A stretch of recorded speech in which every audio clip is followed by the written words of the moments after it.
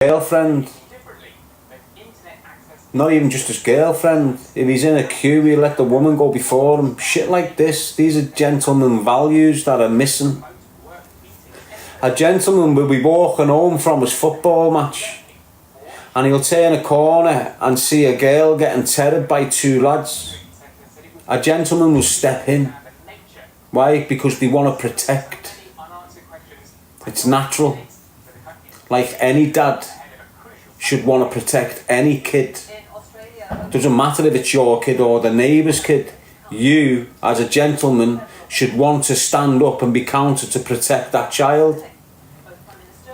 If you're misogynic or whatever the fuck they call you, if you're half man, you don't give a fuck about anyone else's kids, just your own. You don't give a fuck about no one's kids, just your own.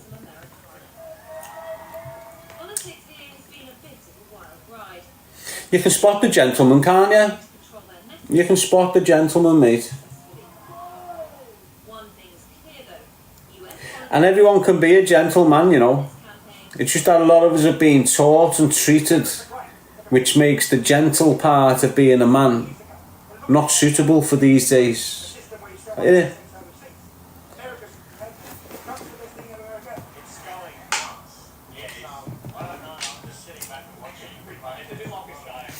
Men come in all shapes and sizes. Yes, PHO. My grandfather was a gentleman. There you go, Tink. Miss Potty Dotty, what you talking on? Men.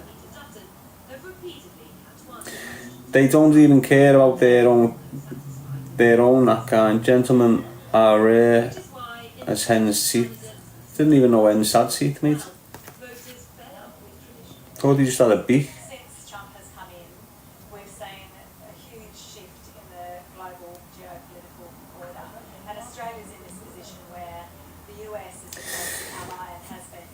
Well, let's see what the definition of a gentleman is, because I don't know. So let me just get it up. It's a big subject, isn't it? Because you've got all these men that have got histories of beating women up, allegations of sexual offences towards women over the times, and these are the men that are trying to take the position of man. And these are the men that are trying to represent man right across the fucking board. And where I sit, they're not even considered a fucking man in my books. But to loads of your young kids and the teenagers, they're considered the alpha male, if you like. No alpha male lays his hands on women. No alpha male lays his hands on children. Fact. If you've got any dickhead trying to proclaim he's an alpha male, but he's beat birds up most of his fucking life, he's a fraud. He's a shithead, shithouse. Not a full man.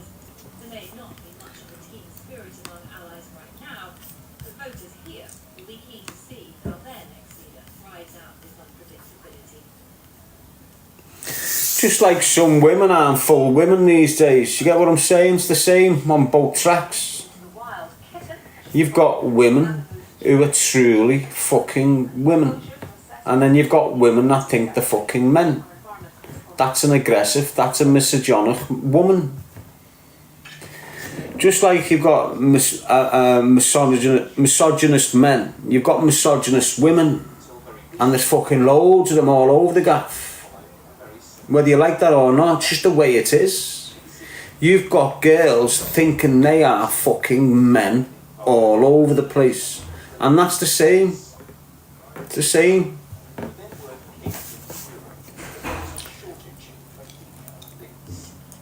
Haven't you? And that's what, the reason why you've got them women is because of them men. Like I said earlier on, if you've got one of them men raising a young girl, that young girl is going to end up like him. And that's why you've got misogynist women.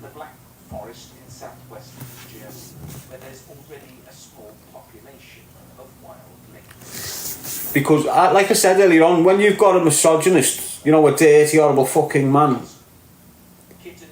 he'll know what, he'll feel, because how he behaves towards women, because how he behaves towards certain things to do with females and shit, and how he thinks and that. He will, as a misogynist, he will automatically think that every man thinks like him. So with that in mind, he'll be turning his daughter against men because he knows what he's like and he doesn't want his daughter to be damaged by someone like him. So he's raising his kid with these walls of protection, if you like, that make a hate on men and control men and tell men what to do and bam, bam, bam, bam, bam. Do you understand what I'm saying? And that's a true thing. That's what's happening.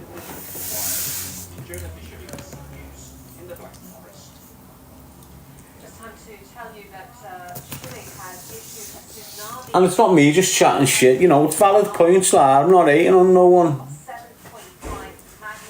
You don't want your young lads being educated by men that are fucked, basically. And the majority of the men that your kids are getting access to, they've only got aggression in the body because of steroids. Do you understand what I'm saying? So they're attracting your kids by the athleticism of them, but it's all steroids, it's all aggressive, it's all angry, it's all straight away. Just them encouraging your kids to take steroids, they should be put down. These so-called alpha fucking males all taking steroids, they're nothing. They needed steroids for a reason. Why? Because they weren't full. They were scared in some department. They needed these steroids to make them feel what they are. Without the steroids, they're pieces of shit, mate, all of them. Honest. When they've got the steroids in them, they're confident, they're on screen, they're showing you workouts, they're looking great, they're fucking great. When they come off the steroids, bang, the confidence is gone, they're empty, they're shallow, they're weak again. They start picking on people, trying to get that thing back to make them feel strong again. On steroids, they're flying. Off steroids, they're battering the birds. Back on steroids, they're the bird's best mate. Off steroids, they're battering the bird. That's what they're like. Weak as fuck. But you've got these pathetic dickheads getting all the attention. And your kids are listening to them more than him down there. When him down there is doing it all correct. These are cheating. Yeah, they look fucking big and strong, but it's steroids. They haven't trained all their fucking lives. They haven't gone through the processes. They haven't fucking done this, that and the other to get where they are physically. You can tell by looking at them, most of them, can't you, them influencers. You look at them 4 years ago when they were fucked off the crack and smack. And now you look at them 4 years later when they're flying, being this alpha male, got loads of kids listening to them. Go back 4 years ago when they were finished off the sniff and look at the shit how they were behaving. All of a sudden they're on steroids and this big alpha male encouraging your kids to be an alpha male. He's never been a man in his fucking life.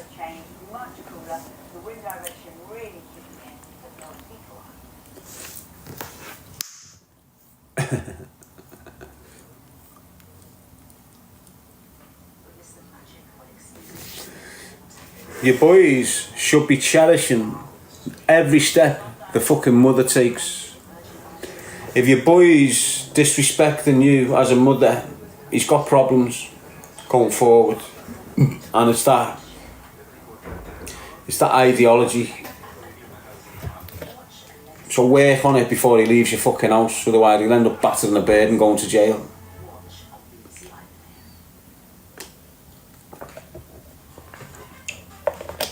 Why? Because these young kids, these kids that are getting led down the road by the likes of Andrew Tate and others, you know, spinning this fucking mad, aggressive man mindset sort of thing. If your kid's 14, 15 getting caught up in this, 16, 17, 18 getting caught up in this, all of a sudden he's in a relationship with this tidy little bird, all of a sudden this bird's falling a little bit foul, how's he going to react? How's he going to react? Think about how he's being educated. Don't take shit off birds. If they're treating you right, treat them mean. It's what they're getting educated these days off these dickheads. So what's your 17-year-old son gonna do if he's being caught up in that misogynistic fucking mindset? How's he gonna take a decline off a girl that he's invested in a little bit? It ends up mad, mate. If you look at what's going on with all the lads now, loads of young lads are ending up in prison because of DV. And this is the way. You've got loads of lads spinning on the mums and being arrested in the house for damaging the mum and screaming at mum. And this is why.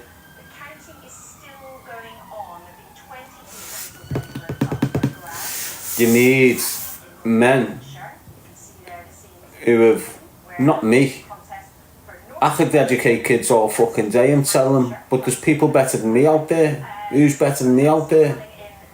Obviously experience counts for a fucking lot, but there's a lot of things that you don't want kids experiencing. So the experience of I got, your kids don't really want to fucking hear. There's lads out there that's never been in the prison system who are better than me. Do you understand? There's lads out there that are real fucking gentlemen. I've never turned to crime, never damaged no one, always looked after women and children. And these individuals don't get the recognition. Why? Because that's what the kids don't want. Let me rephrase that. The powers that be don't want your kids looking up to people like him. They want your kids looking up to people like me. They do.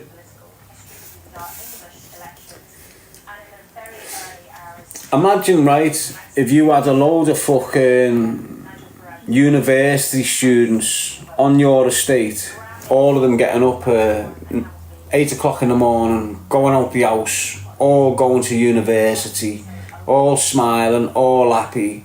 Your kids are 6, are coming out on the same street at 8 o'clock, going to school. How do you think your kids are going to end up? Your kids are watching all these kids going off to university all the time. 99% of the time, your kids are going to end up going to the university like they are.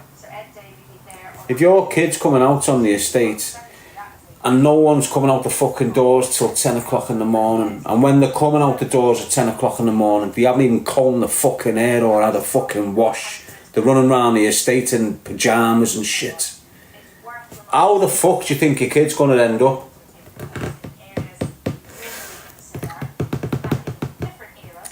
And it's unfortunate for us because we haven't got loads of money, so we can't just pick our little units up and move into a posh estate where the kids are educated right, where there's no drug dealing, where there's no violence, where they're happily married couples. We haven't got the option to just do that. Do you understand what I'm saying? But we've all got the option to make our communities better. We've all got the option to come together as communities and start saying, fuck him, fuck the government, fuck this, fuck this. Let's start looking after our area for our children's sake. A lot of yous aren't going to be here, like me, 20, 30 years down the line. A lot of yous are going to still be here and not have the rareness of us that's gone. You know, you're going to be left with all the shit you're looking at. You need to really cherish us rare old things that are disappearing out of your lives, because there's not many of us left, mate.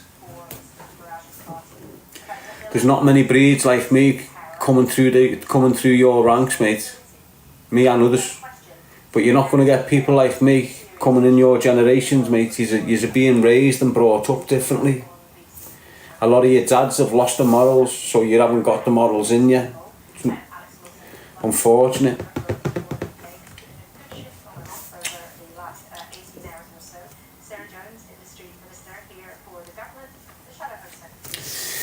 What's happening is with those rare ones, those old ones, you call us old, but we're not. We're eternal. We're just well versed in everything. You're not listening to us. You just don't listen. You listen to the lost, not the found. Think saying I'm ancient, Louis D. That's what's happening with the kids. They're listening to the lost and not the found. So anyone who's decisive in the speech, anyone who knows, anyone who tells you just how the fuck it is, kids don't want to listen. But the kid over there that's unsure, confused and lost and all screaming, and he's got a nice bike and a nice thing, they'll listen to him just because of the image he's placing, not what's in him, the image. So for example, if I went and dressed myself like a rapper, loads of other kids would be coming in to watch me. If I had a son on in the background sitting here with fucking a Bally on, a Montclair and a Rolex, bit of rap music, I'd have hundreds of kids watching me. I could be a fucking monster inside. They don't give a shit. They're just looking at my clothing, looking at the materials around me, and then assessing whether I'm powerful or not by the material. They're not looking at the substance of the character. They're looking at the dress up of the character. So for example, look, who can I use? You see the Stalker? You know, if you banged him on a landing in Walton with prison clothes on, you'd understand what the fuck he is. You'd see it straight away. Why? Because he's got no watch, he's got no gold, he's got no suntan, he's got no fake clothes. In there, he's who he is, and what you'll see is a fucked up smackhead. The kids can't see that with him because he's got the villa, he's got the suntan, he's got the fake clothes on. Do you get what I'm saying to you? Like Tintin sits there in all these big boss clothes, but if you took his tan off him, took his clothes off him, put him in a prison tracksuit on a landing in Strangeways, where his suntan's gone and his material's gone, you'd see him for what exactly the fuck he is. He'd be like the rest of the heroin and crack addicts on the landing, exactly the same as them. But because he's got this image, loads of people treat him different. Whereas if he didn't have the image, they'd be treating him like the crackhead on the corner. Do you get what I'm saying? Looks can be very, very fucking deceiving.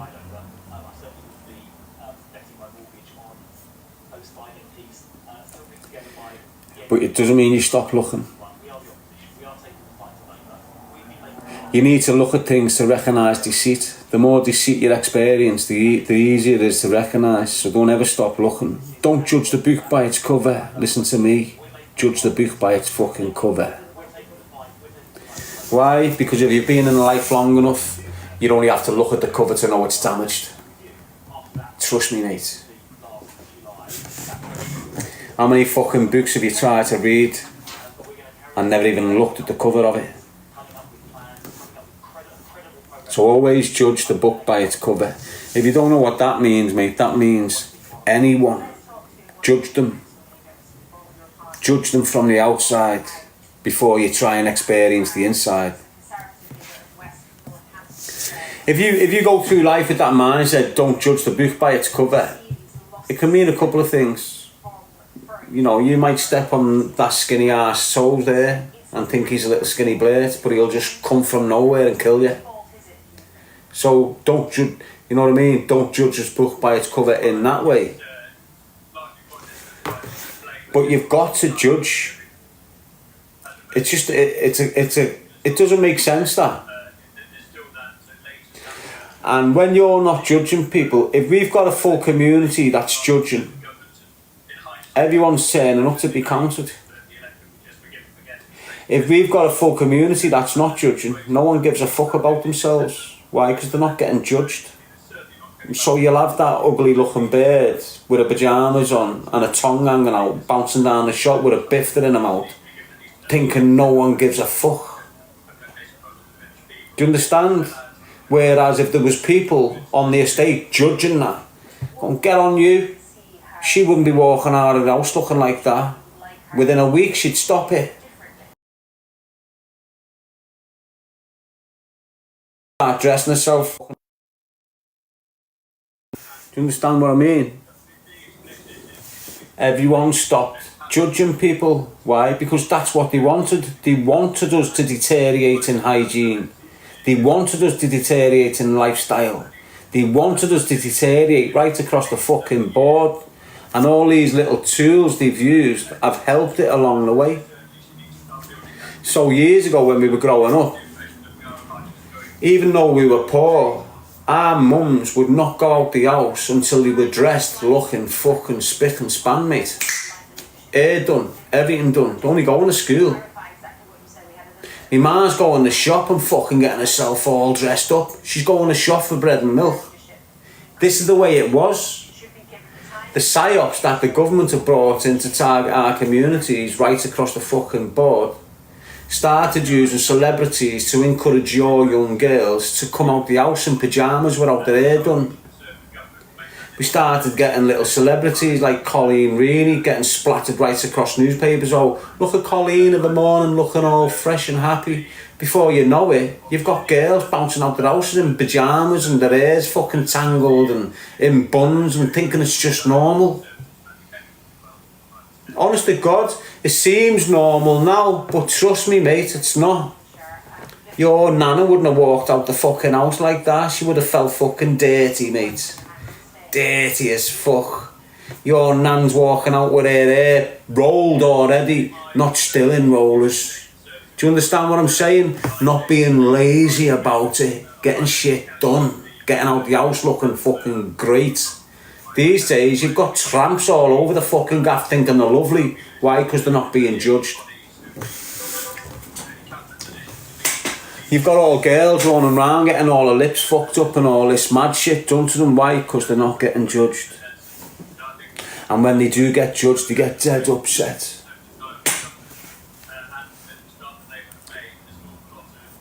And it's all down to people not being ashamed. Which is what judging makes. You need to feel ashamed. If you don't feel ashamed, you're fucking up in life. I'd feel like when I do particular things, I can't do them again. I feel ashamed when I do particular things, so I don't do them, because I don't like that shameful feeling. Do you understand what I mean? A lot of them generations underneath us, loads of them generations underneath us, they've got no shame. They don't give a fuck. They don't give a fuck how they're acting. They don't give a fuck how they're washing themselves, how they're acting. Everything, they just don't give a fuck. Why? Because they've got no shame. And that's what was pushed on us. Have no shame. Fuck what they think about you. Fuck what they say about you. No, no, no. Consider everything people are fucking saying about you. Why? Because you're looking like shit right now. Do you understand what I'm saying? You'll have sisters and mums going, she's putting a bit of weight on, but we can't say nothing because she'll fucking cause murder. 6 years later, she can't walk down the fucking street. Do you understand? They didn't want to say nothing because you might hurt her feelings. You hurting her feelings might have had her 6 years healthy. Might have had them 6 years in the gym. Might have had 6 years feeling better than herself. Why? Because she's not just eating loads of shite and can't stop. You saying something and shaming her switches that. You're not hating on her. Why? Because you're a fucking mum. You're a sister, you're a brother, you're a dad. It's not hate, it's guidance, it's care, it's consideration. I know if you continue to do this to yourself, when you're 21, you're going to have heart conditions, you're going to have diabetes, you're going to be overeating, you won't be able to walk down a fucking shop, all this shit. You'll have skin conditions, you'll have this condition, you'll have that condition. But because you don't want to hurt her feelings, you're saying shut. Wrong thing to do, mate. And I don't mean like walk down the street and go, look at your shit trainees. That's not shaming. That's not judging. That's tearing into someone because they're less fortunate than yourself. It's different. You know, if you've got a mate and he's walking down the street with you and his arse is hanging out his fucking pants at the bottom, at least fucking stop and go, yo, fat ass, put it away. You're making a fuss. Next time you're going down the street, he will make sure His laces are tied on his things. And then he'll start questioning, why is my fucking bum hanging out my pants here like this? I'm too heavy. This is why. And he'll start addressing himself. But only because you've said, yo, fucking give him the thing. Wow. You know where you see that thing where sometimes it takes a fair ride to shame the person to change herself or himself. You know, you'll get a mum or a dad going to the fair. The kid's going, get on the ride with me, mum, get on the ride with me, mum. She goes to get on, she can't fit in the fucking seat. She squashed herself in, got it done, went on a little moment, got a photograph off the ride, looks at the photo, and she shames herself. Look at the state of fucking you. What have you done to yourself? She puts the photo down the next day. She's running for her fucking life. She's exercising for her fucking life. Why? Because she shamed herself. She made of herself. The people on the fair were laughing at her when she was trying to sit in the seat. It made her feel ashamed of herself. Because she was ashamed of herself, she took action. And look at her now. Well better. Running around with her kids. Getting on the fair ride with her kid. Do you understand? So judging and shaming certain individuals does a massive fucking purpose for them. Does them a good turn. Like your kids, the way they're dressing. You know, if I dressed a particular way, my ma would go, you're not going out the fucking house like that, get back in right now and get them off. That's it. I'd have to come in and get them off. Ma's these days, the kids are looking like fucking yo-yos. Ma's aren't batting an eyelid. Kids are going out to the age of 15, dressing like they're 25, to go and play in a park. The ma's aren't batting a fucking eyelid. It's weird. Not shaming them. What are you dressing like a slapper for? Get some fucking tights on now. That's all it takes to keep your girl that little bit more safer. Tell them you're dressing like a scrubber. Get in, get that fucking skirt off and get something on underneath it now.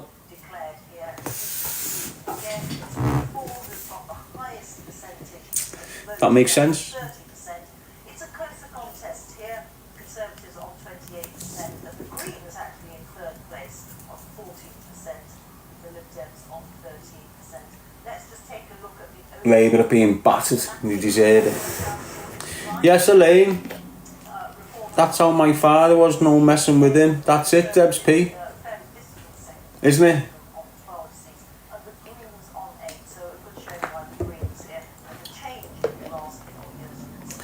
You know when you've got a brother fucking moaning at a sister and then the Martin's arse steps in. Well, shut up, fucking leave her. That brother's normally fuming because the sister's dressing like a slapper. Or she's behaving like one, or she's not moving right when it comes to boys and shit. So the brother's fucking protective, fuming. Martin's hard at dumbing him down from doing it. Kicking the man out of him. Don't protect your sister. That's what they're saying, basically. Stacey Marie saying that's my son. Well, that's a good thing to have in your son, Stacey. Trust me, that. And if he's doing that with you, you've got a fucking powerful son, mate. You know, some Mars are just trying to stay young and dressing like fucking floozies, making complete of the sons and that, aren't they? It's what's going on. This is what's happening, mate. There's no shame out there. Yes, Irish girl, Kim. I always like that with mine, says Debbie.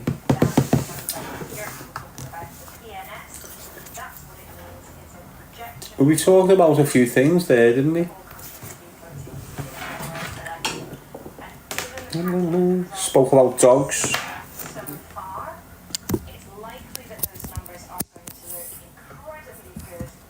We spoke about guard dogs and pets, didn't we? We mentioned how most owners look like their pets, didn't we?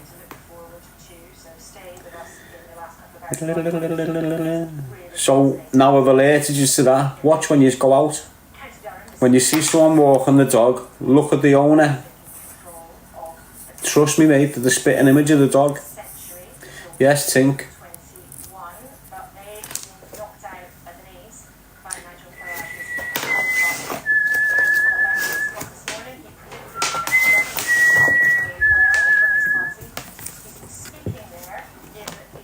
too many fucking charging wires on. You know when you lose your fucking wire and you think you've lost your wire, you can't find it nowhere in your fucking room, and then you go out and buy another one, and then you find the old one. How are you, Lola? Next topic says Fruzy.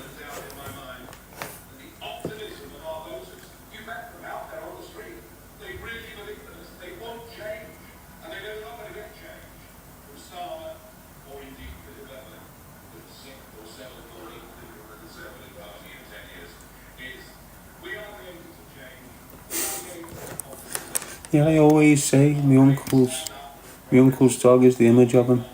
Yeah, it's a fact, man. Get on it. Have a little look today. I have a golden retriever energy. What's the energy? You have golden retriever energy. It's right, eh, lad? CLC saying family. 804 saying food. I know I need some food myself. It's coming up to 3:30 now.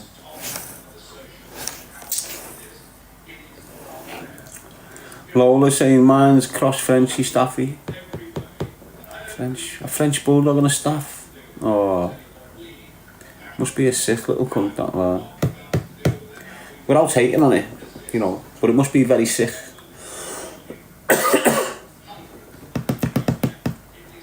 He's beautiful, they all are, but it's the heavy breathing, you know. There's a reason why they do that. They should be. Every dog should be like that. If you've got a dog and it's because it's an inbred. So years ago, a couple of my brothers used to breed dogs, to be honest with you, but not overload breed them. But what would happen in them circles, right? In them circles of breeders, this is what would happen. And some of them wouldn't even understand that they were doing it, but it'd happen. So you'd have my man over there with a decent bloodline of, let's say, pugs. He's had a litter of pugs. Okay, he's got some dogs. And he sold these pugs for like £5 each or something. No, decent rare French bulldogs. Is that what they are, pugs? Well, let's just say French bulldogs.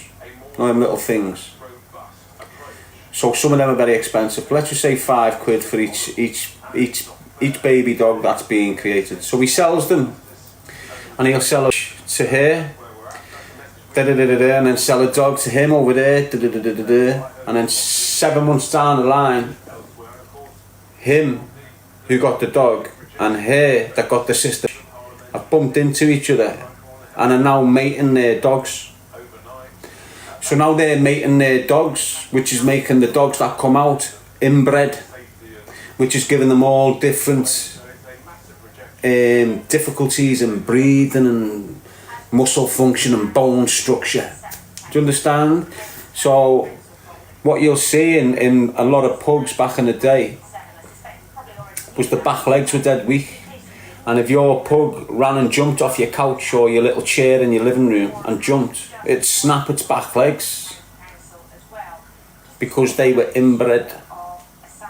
And what you've got with a lot of these dog breeders, the inbreeding, so you'll have a pit bull red nose and a pit bull dog red nose from the same litter, and a year down the line they're banging and having kids, and the brains on them dogs are scatty as fuck. Mad. So it'll be the same with XL bullies. You know, it's the same with every fucking thing, isn't it? It's inbreeding. So with the XL bullies again, you'll have 2 decent XL bullies down there, have kids. The kids will get sold to different people. 2 of them people are having a dog you down the line, and they'll make the dogs. And there you go. The once powerful breed is now inbred and corrupted a little bit. And all the deficiencies of health that come with that sort of process exist within them dogs. So a lot of yous have got pugs and it's fucking up all the time, and you wonder, why am I always in the vet with my fucking dog? Oh, this is going on it now. Oh, this is going on it now. Oh, this is happening to it now. Oh, that's happening to it now. It's because they're inbred, and it's wrong, to be honest. It's not right for the dogs. It's not good for the dogs, especially the ones that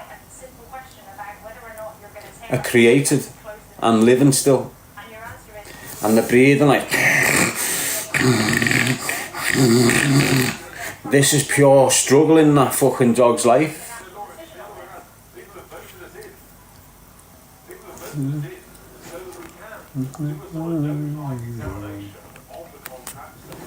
Obviously you get two different types of breeders, don't you? You know, it became a big opportunity for drug dealers in the 90s to tap into breeding all types of dogs. Why? Because it was a good way of laundering dough. If you've got a pit bull there and you have a litter of 12 dogs and you can say you've sold each dog for $3,000, when in reality you give them away, you've covered 50 grand cash, legit. Do you understand what I'm saying to you? Snoring machine, says Debs. Fruzy. Andy Marie says, I have Chow Chow and her breathing is terrible. She's a rescue. What did you get her from? I've tried to have a rescue dog. But you had to have your own address. You had to have this, you had to have that.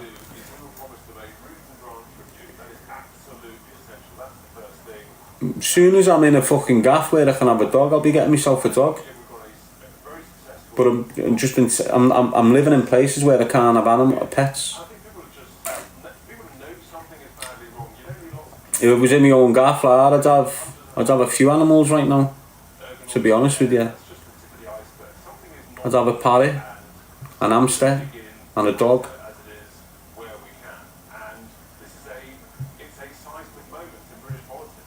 Hamster's a boss. When you can get hamsters, then you can get gerbils, can't you? I think gerbils are a bit more active than the hamsters, aren't they? Like a gerbil will run round its circle and do all mad shit all day, where a hamster will just be...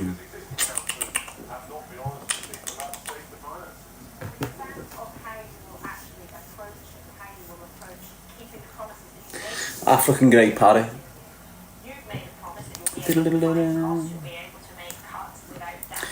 African grey parrot. They're the best parrots to pick up your speech, aren't they? Tommy used to have an African grey like that. Dolly. I think it was his Mars and Dars before he had it. But it was just always in the kitchen, like. So since then I've always wanted an African grey parrot. Used to have ferrets when I was a kid. Scouse power. Do you like ferrets? Used to have ferrets and meerkats, mate. Used to go ratting with them. Only had two, like, had a little period in there, you know, going ratting with a few lads, border terriers, having the dogs and the ferrets and the meerkats to go in after the rats.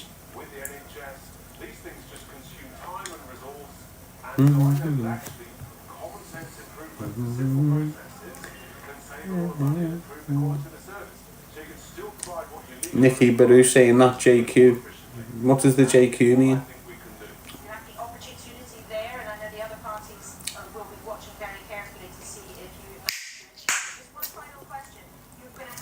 What does the JQ mean, kid? I need to go and get some base to do a chicken curry. I haven't got nothing in, you know, like onions and fucking stuff. Yes, Poppy Nolan. But I need to eat some food.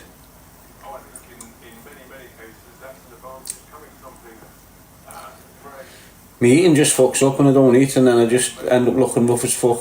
But it's not because I'm rough, it's because I haven't had food.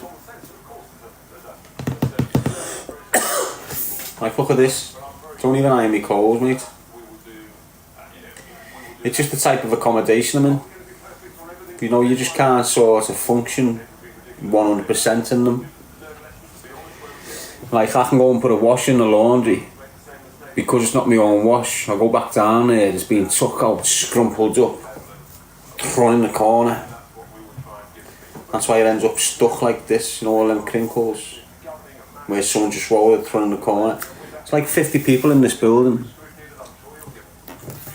and we all share the same laundry. Happy-go-lucky, remember bought my son chinchilla. He was only 10, never again. What's chinchilla? Will you be moving soon, says Debs P. I'm trying every time, mate. I'm looking every fucking day. I send a message, mate. You know, Facebook Messenger and that. But they must just view profile and go, fuck that. Can't have him in my gap.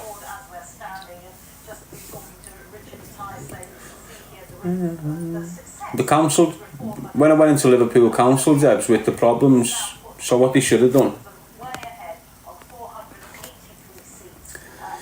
when the feds made me homeless, they should, and give me a threat to life warning, they should have done certain things to get me housed again, but because I'm Darren, they just fucking left me in a mess. So I went into all these places, you know, when I went into all these places, like the one stop in Liverpool precinct, I went in there, and at the time Joe Anderson and his firm were controlling the council, and I'm screaming about Joe Anderson being corrupt and all this. So when I've gone into the one stop, I've been treated by his colleagues like shit.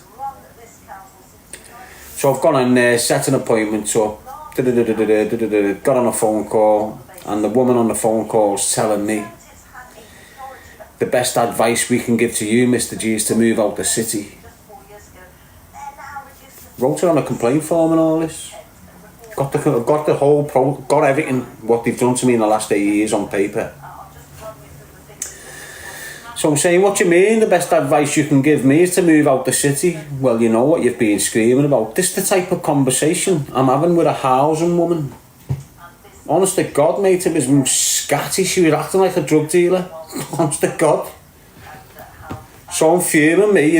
Are you going to help me relocate? No, we can't help you move out the city. Okay then, so if I'm not moving out the city, can you help me with housing? No, we suggest you move out the city. We've got no housing for you. I'll find the complaints and all and pull them back out. And at this time, you've got COVID on. But all these places were still open, and if you had an appointment, you could go. And the first time I've been in the place, and it's just full of fucking immigrants. And because the immigrants have got kids, they're going past me in the queue, and these councils are saying, yeah, we did it, it's a process. Well, yeah, so I'm fuming.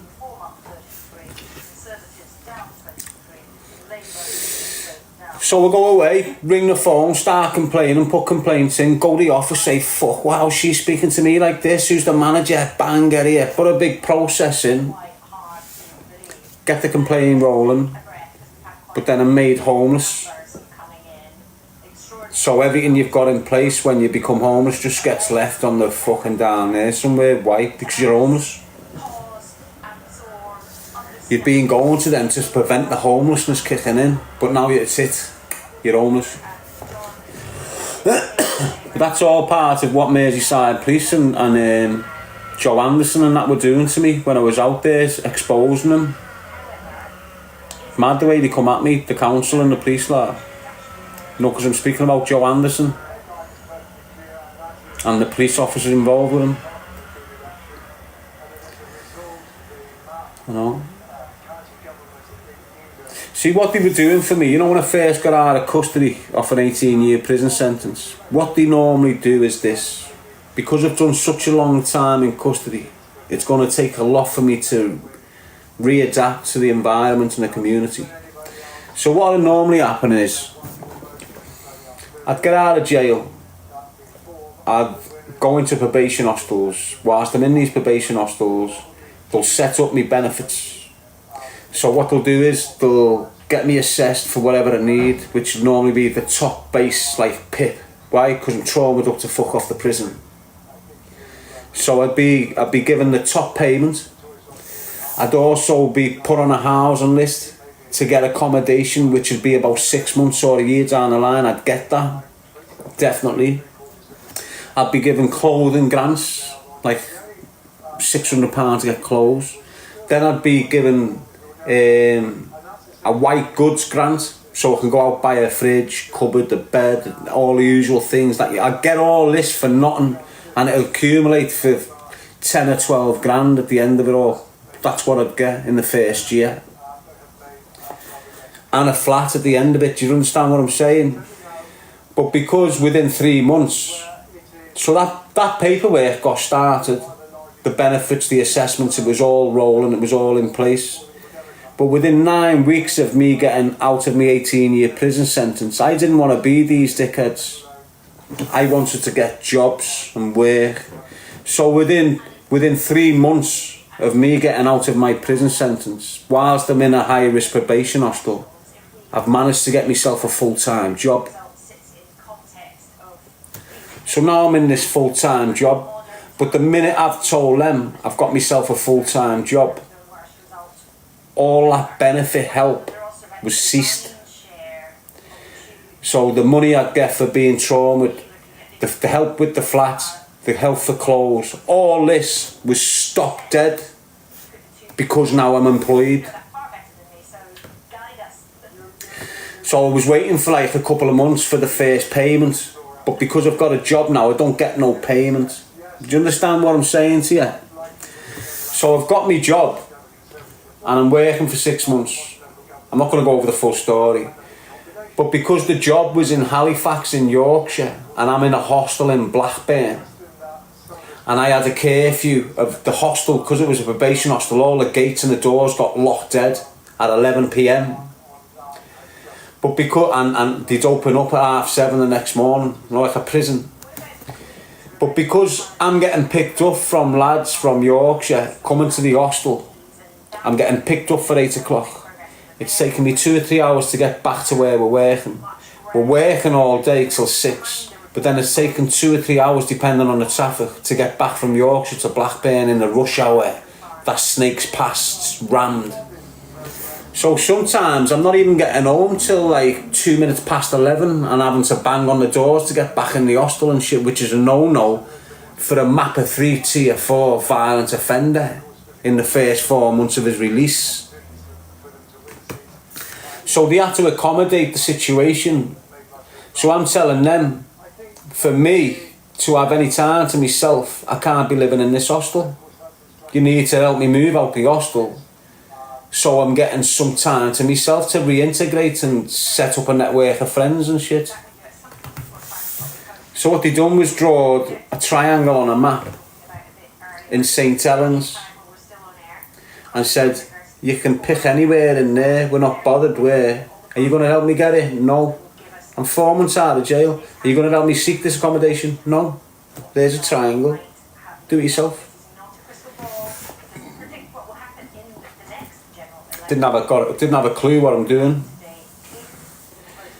Got a little bit of wages, but because I'm new in the job, I'm on this tax thing where you're getting 30% taxed because you're a new employee. So even my wages are shit. So I'm in a van with 4 kids or 5 lads, and at the end of the month they're taking like 2,800 quid home or something like this, and I'm taking £600. But it was enough to accumulate a deposit and a first month's rent for a place. So I've done it. Went into a place called Moss Bank. And that's when I went into the MMA gym up there and bumped into that heavyweight, Tom Aspinall now.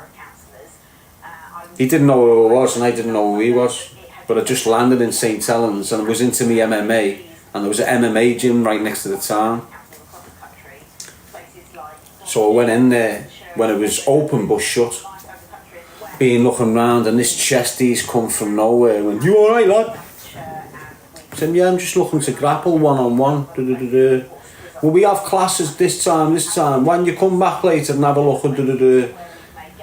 So I went back, but because I am who I am, I've just sat outside a little bit, seeing who was going in, who was going out, and I just seen like the Lynches, Sean Smith, Boom, boom, cahoon. People like these going in there, thought, fuck that, I can't go in there. I never went back there. But what happened, I got me gaff, which was a 3-bedroomed house, unfurnished, but I got it, got myself a bed, was able to do one room, and then lost my job. 6 months later, lost the job because they laid like 30 people off, and I just happened to be one of them that was laid off. So my life just went shit from there. Now, because of being laid off, I'm not getting my wages, so I can't pay my rent on the house. So now I've got to start the benefit process again. And because the benefit process is something I'm not familiar with, it's fucking weird for me to deal with. So it's taken time to get it done. But that time is eating into the month rent that I paid with my last set of wages. So now I'm getting to the end of the month, the landlord wants a dough, but my benefits isn't started because they're still going through the process of starting it all up to get me rent paid and shit. Another month, still not done. I'm going to probation, going, look, I've got an eviction notice, the landlord wants me out. Can you help me? Yeah, we can send you back to the hostel you come from if you want, Darren. It's fucking it, mate. Do you understand what I'm saying?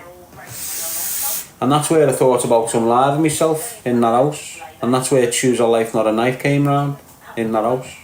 And that's what I've carried since. Yes, Darth Vader. And that's what I've carried since, lad. And it's been horrendous, you know, mate. Been hard, mate. Hard. Still difficult now. I'm just trying to live a normal fucking life.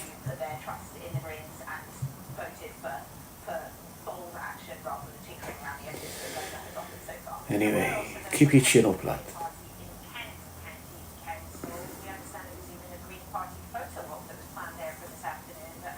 Jesus, did you say you thought of unliving yourself? It's this close, mate. This close, lad. That's where Choose a Life Not a Knife came through. Don't forget, I've got the probation saying you can either go back to the hostel or go back to prison. What one do you want? You know where I'm getting evicted out this house? And I'm on MAPA 3 tier 4 and I'm on licence conditions and I'm all this shit. Got all this pressure going on. And the only alternative they're giving me is back to the hostel, which I didn't like. I went on a suicide watch in there. Why? Because there was 80% sex offenders in there. Or back to prison, which I definitely didn't want. But in the process of me being on bail and having these mad restrictions, I could not contact anyone in my family. No one. There was like 50, 60 people on a no contact list. And if I ever contacted them, I'd be sent to jail. So I'm isolated to fuck. I'm in this house 2 months, can't pay.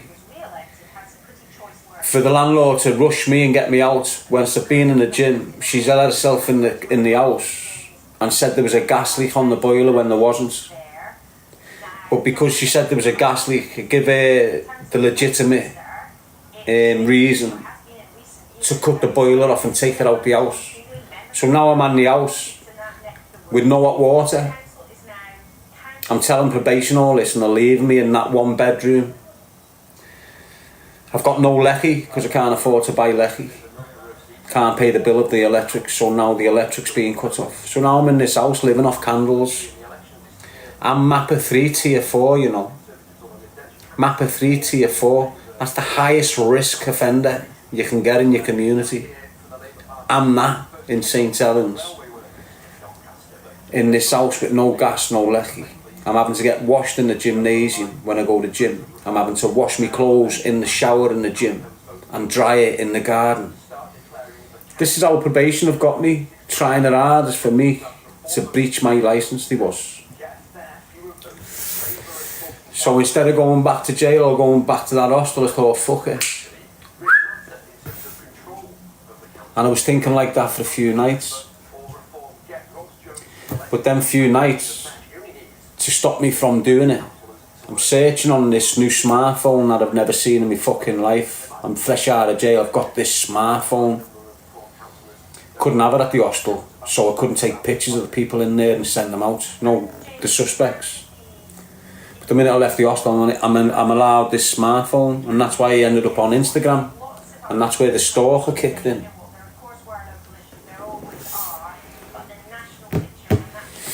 So I get this smartphone and fucking... it's the only thing I've got. I'm living life, I've got no lecky. Everything I'm doing is through this. Watching stuff, reading stuff, listening to music. It's all on this fucking device that I've been given. Well, bought. I'm fucking... when I'm feeling down, I'm self-help searching. You know, like... suicide prevention and shit. And your phones have got their own little brain, haven't they? So where I've been looking like that for a few days, keeping me away from doing the act. This one night I just had a fucking enough, mate. Got everything spick and span as much as I could and prep myself to do it. And my phone's gone bing bing bing. Ding ding ding. Picked it up. Self-awareness thing, looking through it all, and choose a life not a knife, and a hashtag popped up. So that choose a life not the knife made me put my knife down, kitchen knife, and then I just carried the message from then. Changed me Instagram, which had just started over a few weeks, from Darren G to choose a life not a knife, and then carried it since. Encouraging people not to unalive themselves, not commit suicide and shit. And as I started going down the line, knife crime was starting to get bad, and it just ended up in there because of choose a life not a knife. It just ended up in there, when in reality it was to do with self-harm. It started from me contemplating that, and it went into the knife crime, then went into the gun crime. And then the majority of the gun crime was getting done by drug dealing, organised crime groups. So now I'm focusing on them. And when I'm focusing on them, there's a lot of unsolved murders coming up. Loads of them. Shot dead 18, shot dead 21, shot dead 16. No justice, no families being given. So now I'm going into that area of content. And for 2 years, I'm dropping unsolved murder content where young lads have been killed by organised crime groups in Liverpool. And the attention I'm getting off that is horrendous, mate. Why? Because the murders I'm speaking about, the killers are still existing in the city today. So when I'm screaming about that murder that weren't solved 10 years ago, here I am 15 years later or something going, bam, I want to speak about this murder. That murderer, no one's mentioned this for years. He's forgot about it himself. He's got a nice life now. On the back of that murder, he's had his graphone ringing off its fucking hook. He's got pure dough, nice house, nice bed, nice kids. All of a sudden, I'm coming from nowhere, screaming his name. That murder there, allegedly, it was him. They're all targeting me anyway, all trying to kill me anyway for what I was screaming about the drug dealers. Say what the fuck you like about me now, it's no different, you're still trying to kill me. You're a killing and you kill that kid. I know, it's not lies. Me being brazen like this, not for me to get any recognition. It was me simply going on this process with choose a life not a knife and letting it lead the way, and here I am with it. Got onto them murders and shit, and wow, it just went off its barney. It's a dangerous field, mate, what I'm speaking about. Very, very, very dangerous. Speaking about some of the most notorious criminals in the fucking land ever. I'm talking about serial killers. And that's another thing, yes, Al Perry, that's another thing. You know, if you've got a man in your city and he's used a knife and killed 3 people or more, the police can consider him and class him as a serial killer, and he will get a major squad put on him until he's located, caught and imprisoned. In the city of Liverpool, Manchester, London, wherever you are, you have got gunmen that have killed more than 3 people, but they don't get classed as serial killers. Why?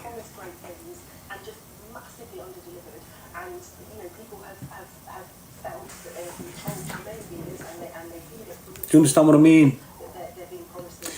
How are you, Susan Saylor? You're talking about them 2 girls that tried to get abducted in fucking Newcastle?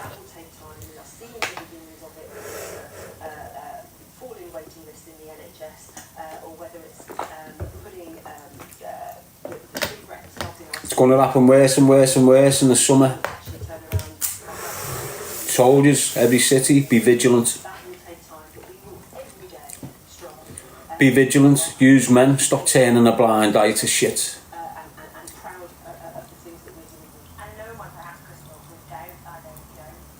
If you've got an older man walking past you with a young girl and it seems like the arm around that girl is keeping her dead close to him, it is what it is.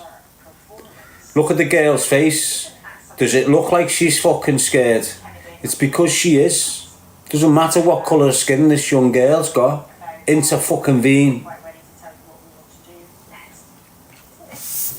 Doesn't matter if that man looks like the kid's dad. Doesn't matter if that man's got the same skin colour as this kid. If that kid looks like she's been held and looks a little bit scared, especially in the summer, there is no reason for a man to have a young girl glued to his fucking side in the summer.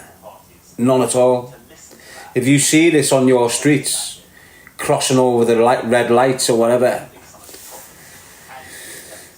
you might even understand where I'm coming from, mate. But honest, you got victims walking past you daily, you just don't even see them.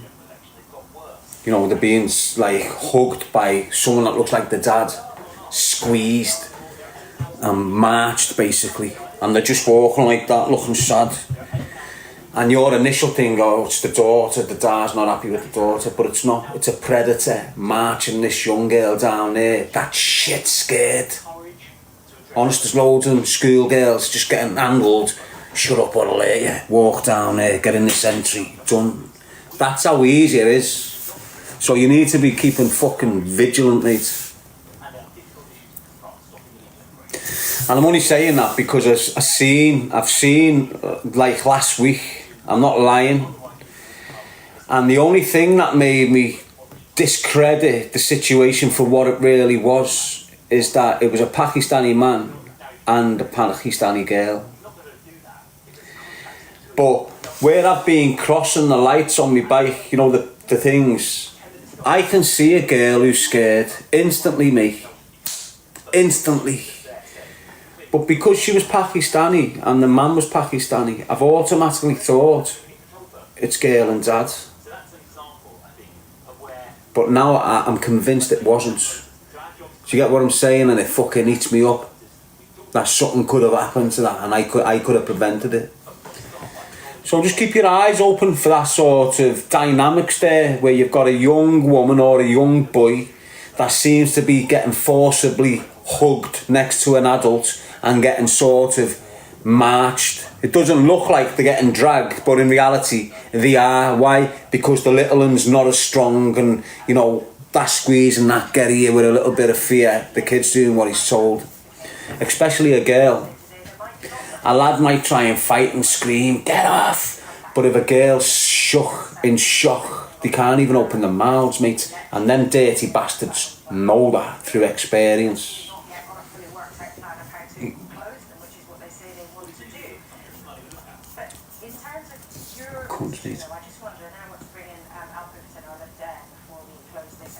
Happy-go-lucky gives me the fear, granddaughter's 10. You should be fucking scared. Why, if you're scared for your daughter's future or your granddaughter's future, you'll be extra vigilant for them. Know what I mean? You'll have parents there and I won't even considering the future for their kids, fucked off drink, all plotting what they're doing tonight because it's going out. Do you understand what I mean? I know I keep on getting back onto this problem with drink and drugs, mate, but you've got to understand the damage it's doing to our people. The fucking damage it's doing to us, mate.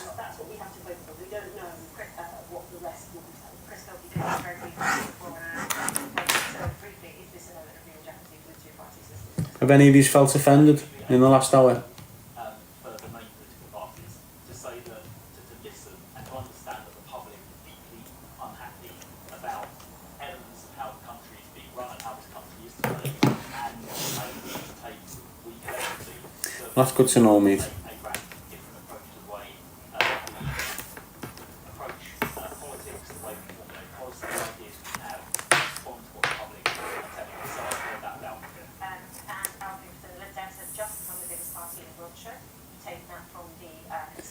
$15.55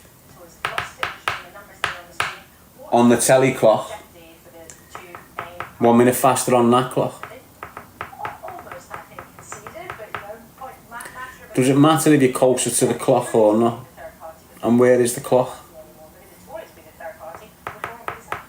So for example, look, why are they a hour ahead of us? Yes, Sue Jenkins. Why are they an hour ahead of us? And if I come out this room and go into the next room, their clock will be a minute ahead or 2 minutes ahead. Yeah, so look, see the way I'm here now? And on this clock I'm looking at, it's 15:56. And on that clock there, it's 15:55. Right? So if I'm stood by that clock, it's 15:55. But if I stand here by this clock, it's 15:56. If I run down there for 10 miles or something, right, and then stand at that clock, will that be 16:55? Do you get what I'm saying? Do you get what I'm trying to understand?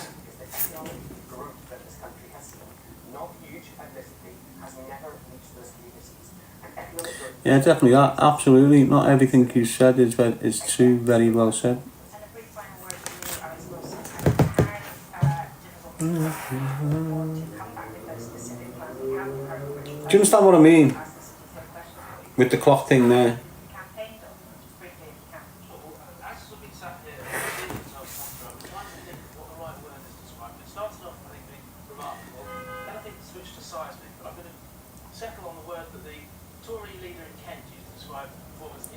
Yeah, why is the clock, this 24-hour clock, which is apparently how the world works, yeah?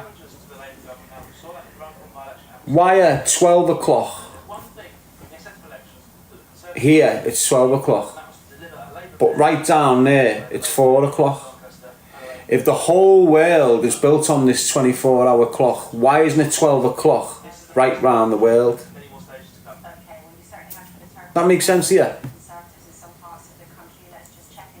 Yeah, look, we're coming up to 4 o'clock now, right?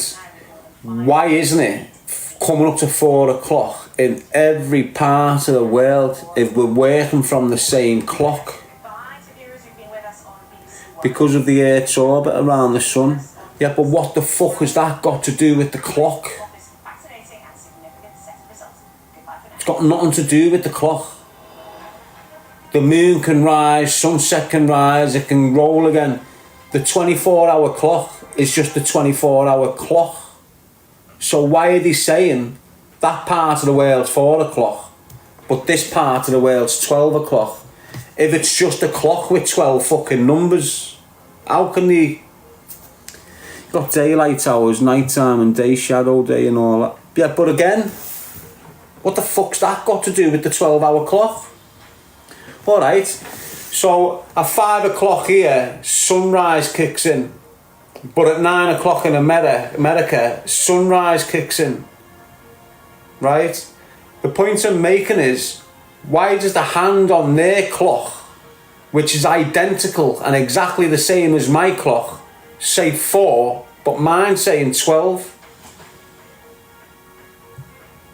Have they got their own 24-hour clock and we've got our own 24-hour clock, and that down there has got their own 24-hour clock? Or have we all just got one 24-hour clock?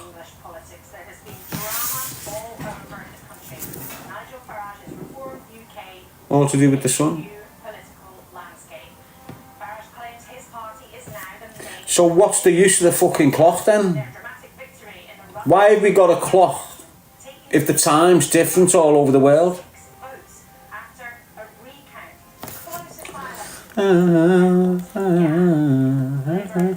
Imagine coming into this conversation, not being here for the full half an hour or something, and just hearing what's coming out my mouth.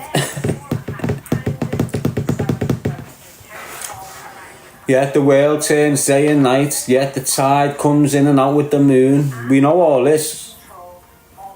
The point I'm making is, yeah, we must all have different clocks, mustn't we?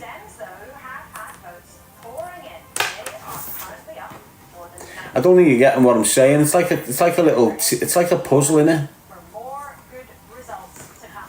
So we can match the sun and the moon. Alright, so when it's sunset at 5 o'clock here, it's sunset at 9 o'clock there. Can't be, can it? Yes, Liverpool 24. It can't be, can it? Seasons. You mention all these things, but I'm on about the clock. Is it hard to understand?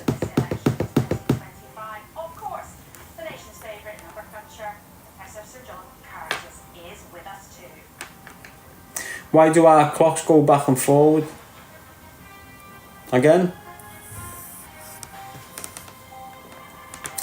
Do you think it's the clock that keeps us stuck in time? Clocks work with the sun and moon.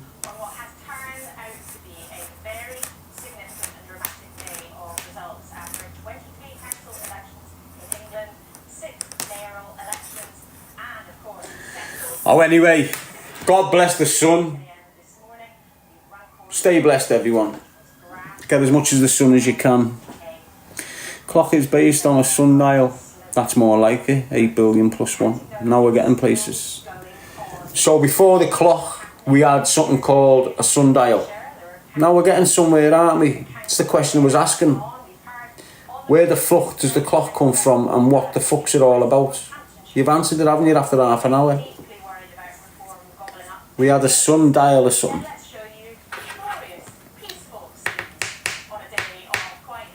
These days we've got the north, haven't we?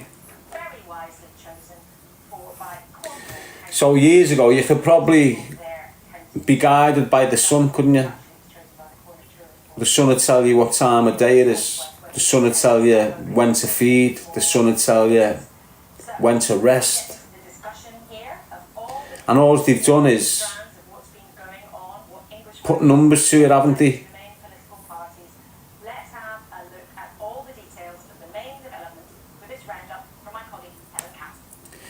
So for example, look,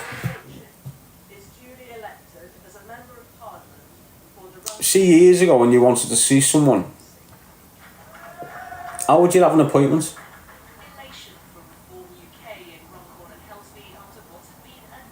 The sundial last shaded on the movement of the sun. The clock was created in the 3rd century. Vikings used the sunstone. Meet you at sunrise. That's it, George.